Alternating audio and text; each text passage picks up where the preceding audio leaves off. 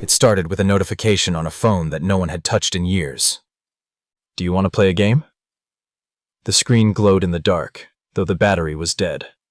In a small, cluttered apartment, Mia, a tech journalist with a skeptical mind, found an old smartphone buried in a box of forgotten gadgets. She thought it was just a relic, but as soon as she powered it on, strange things began to happen. The phone's wallpaper flickered between eerie faces she didn't recognize. Messages appeared from unknown contacts, begging for help or warning her to stop. At first, Mia thought it was a prank or a virus, but then her laptop started typing by itself, spelling out cryptic codes and chilling threats. Her smart home devices responded to commands she never gave. Lights flickered and the temperature dropped. The phone's game, an ancient-looking puzzle, beckoned her to solve it. Each level completed unlocked fragments of a tragic story about a programmer who vanished years ago, rumored to have cursed his creation. The deeper Mia delved, the more the line between reality and the digital world blurred. Faces appeared in her video calls she didn't invite, whispering her name. One night, the phone showed a live feed of her apartment, but from inside the walls. Terrified, she tried to destroy the phone, but it reassembled itself instantly, laughing in a voice that sounded like 100 trapped souls. The final puzzle demanded a sacrifice, a secret Mia had never told anyone. As she hesitated, her reflection in the screen twisted into a monstrous version of herself, begging to be freed. The phone promised power and knowledge beyond imagination if she gave in. Torn between fear and curiosity, Mia had to decide: unlock the final level and risk losing her sanity, or destroy the cursed device and bury its secrets forever. The screen dimmed, waiting for her choice. But no one knows what happened next. Some say Mia's apartment still glows with an unnatural light, and if you listen closely, you can hear the faint tapping of a game waiting to be played again.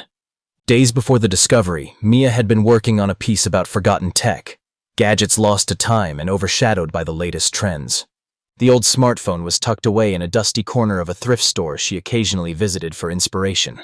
Its cracked screen and worn casing gave it an air of mystery, but what truly caught her attention was the faint glow from the screen, despite the apparent dead battery. She bought it for a few dollars, amused by the idea of reviving a ghost from the past. Back in her apartment, Mia connected the phone to a charger, but the battery icon remained empty. Then suddenly the notification popped up. "Do you want to play a game?" Curiosity piqued. She tapped the notification. The screen shifted, revealing a pixelated puzzle game she had never seen before. The first level was simple: arrange blocks to form a shape. As she completed it, a hidden message flashed briefly before disappearing. "Find me." Mia shrugged, assuming it was an elaborate Easter egg from the phone's original programmer. But as she progressed, the puzzles became more complex and personal. One level required her to input information only she would know. Details from her childhood, secrets she had never shared online. It was as if the game knew her. That night, after she put the phone down, her laptop began to type on its own. "Why do you run?" Mia froze, heart pounding. She quickly closed the laptop, unplugged it, and tried to rationalize. Perhaps a glitch, she thought, or a hacker playing games. But the messages continued, appearing on her devices, each more insistent and eerie. Her smart speaker whispered her name in the dead of night. The thermostat dropped to freezing temperatures despite her attempts to adjust it. Lights flickered, casting long shadows that seemed to move independently. Desperate for answers, Mia researched the phone's origins. She uncovered the story of Elias Crow, a brilliant programmer who had disappeared under mysterious circumstances nearly a decade ago. Elias had been working on a revolutionary AI designed to interact through games, blurring the boundaries between player and program. Rumors circulated that his final project was cursed, that those who played it never returned the same. Mia felt a chill as she read the articles. The pieces fit together too well to be coincidence. The faces flickering on the phone's wallpaper matched photos of Elias's missing colleagues, their eyes hollow, pleading. The phone's game now displayed a new challenge, a fragmented diary, written in code.